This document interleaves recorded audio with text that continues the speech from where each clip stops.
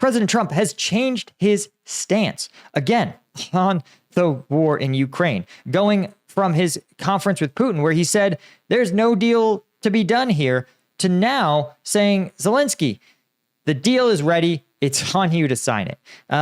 If you have whiplash, join the party, because apparently it sounds like Zelensky is going to get bullied again by President Trump. So take a look at his most recent tweet, where he says, President Zelensky of Ukraine can end the war with Russia almost immediately if he wants to, or he can continue to fight.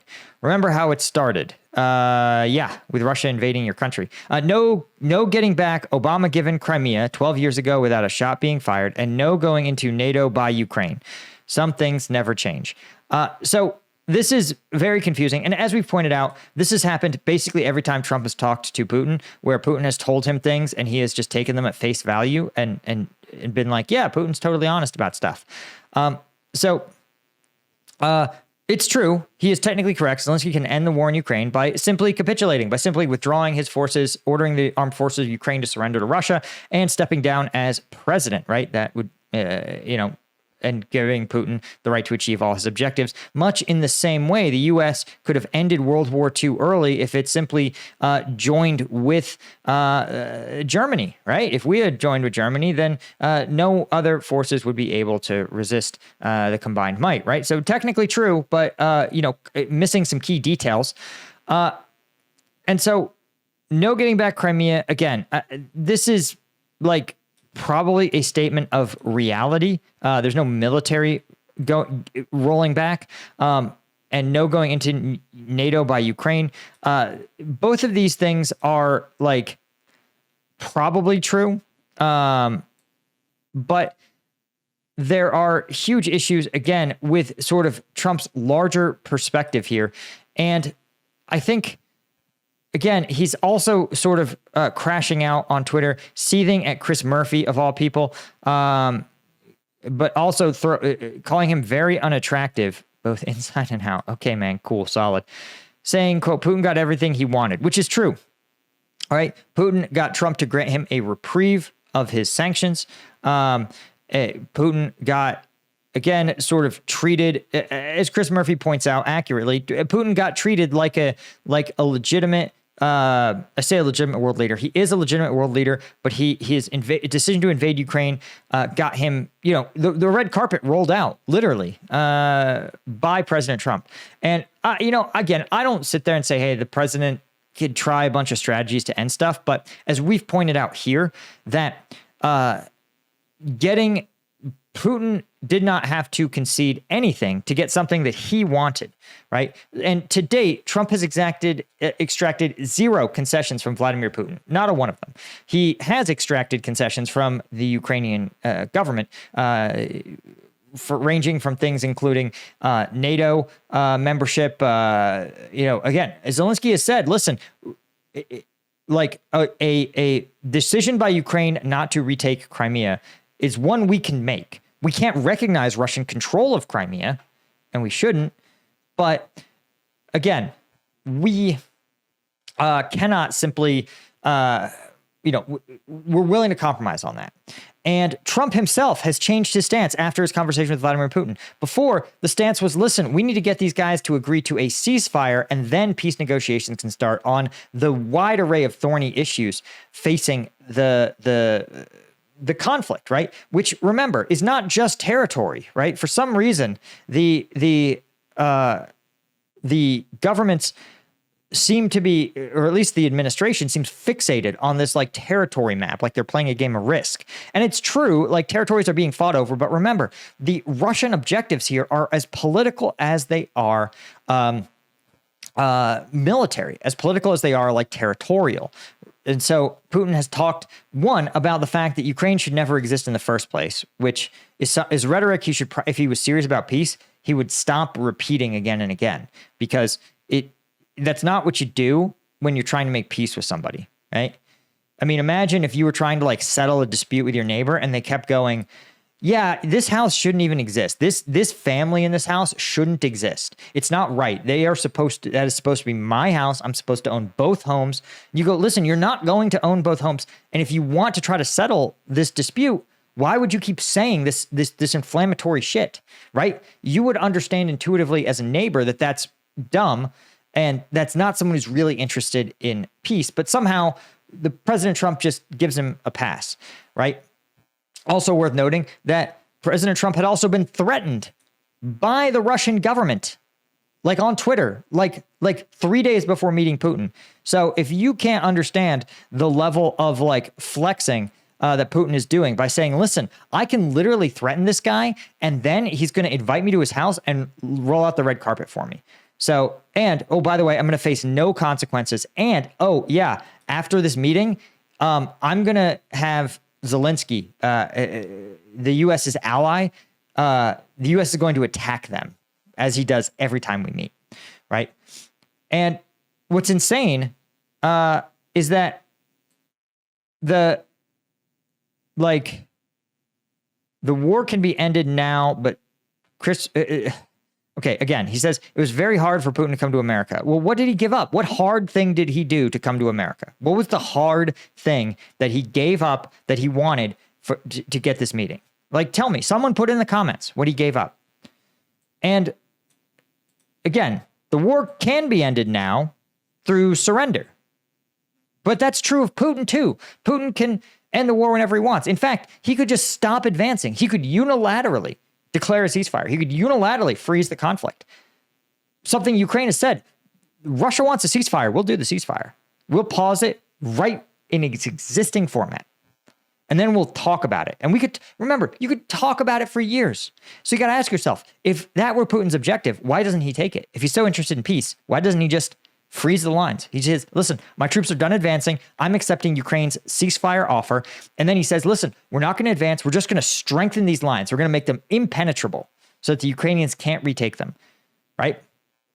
Which Russia could absolutely do with its mobilization.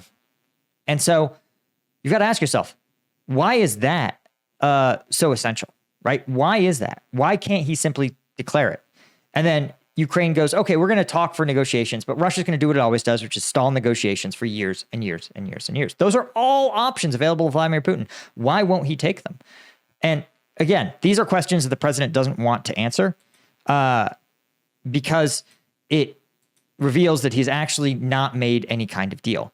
The other thing to take away from this madness, increasing madness, is that whatever Vladimir Putin, like, Ukraine's never seen an offer from the Russians, right? And Putin himself, well, the only person who's heard this offer is Trump, Rubio, and Steve Witkoff, none of whom appeared to take notes. There is no written offer here. There is no written deal to be done, right? Even if you had a framework for peace, the fact that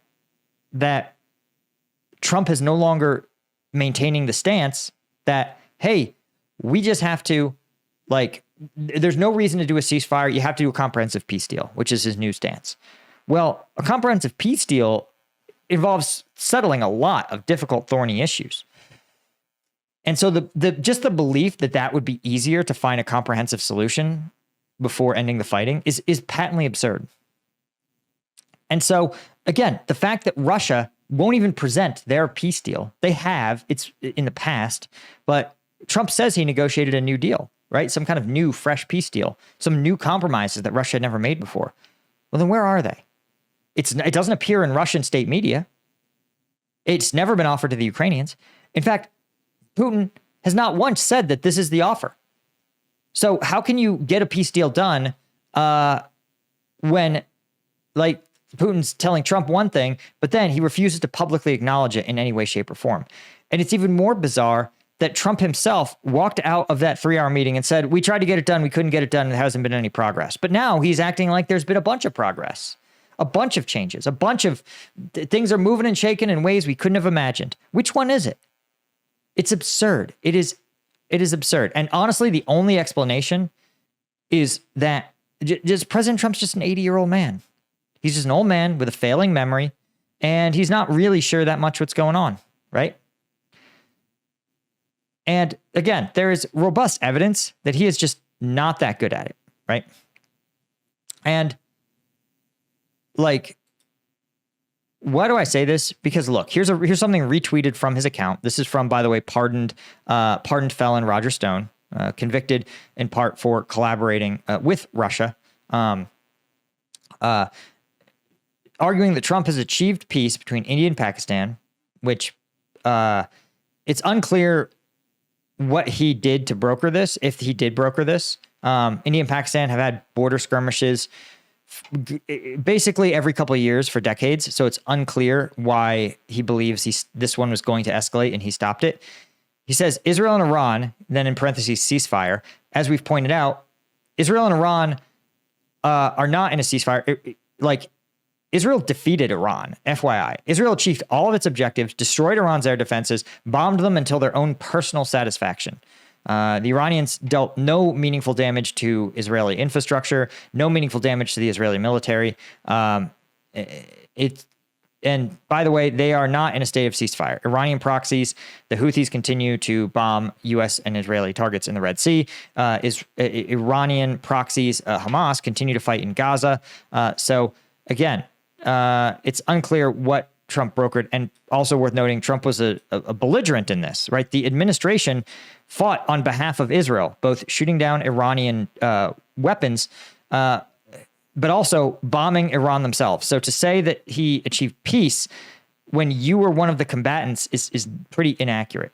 Then something about Serbia and Kosovo, saying Trump's intervention deterred escalation. So there wasn't a conflict, but there might have been, and you get credit for stopping it, which is so stupid. That's technically true of everything. Like, technically, I deter escalation with my neighbors because every day I don't shoot a gun at their house.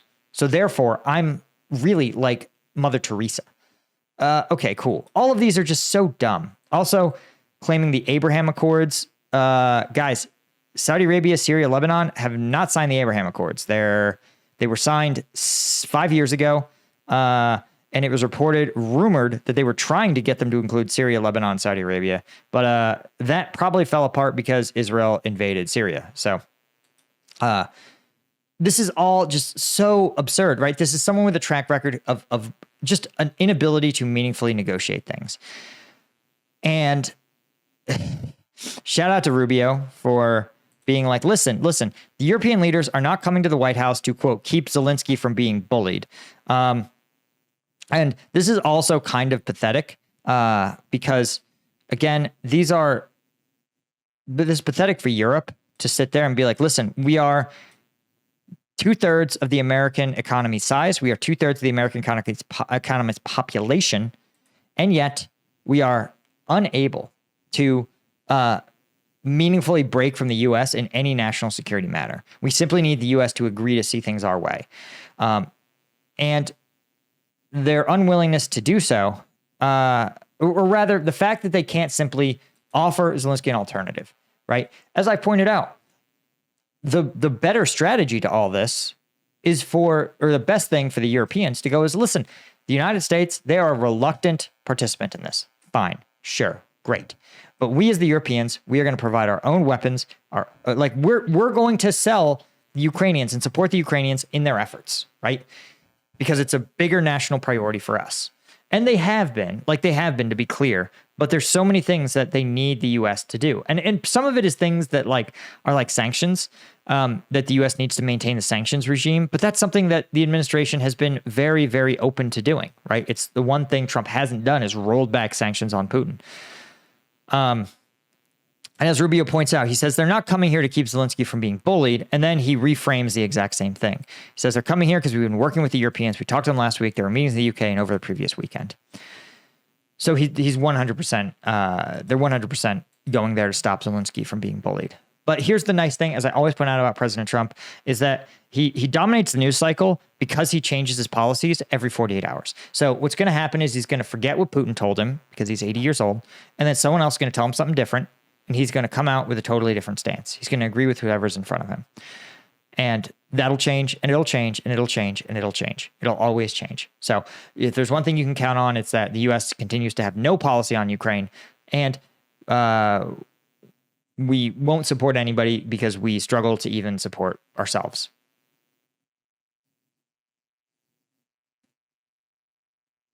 One more thing, guys. If you haven't subscribed and become a member at combatvetnews.com, it's the best way to support the channel and to keep me fully independent. Plus, you get access to 3 additional videos a week, all of which are uncensored combat footage analysis that YouTube would never let me show you. Plus, a huge thank you to the existing Colonel tier members of Combat Vet News and, of course, the Lieutenant tier members. I couldn't do it without you guys. I'll see y'all in the next video.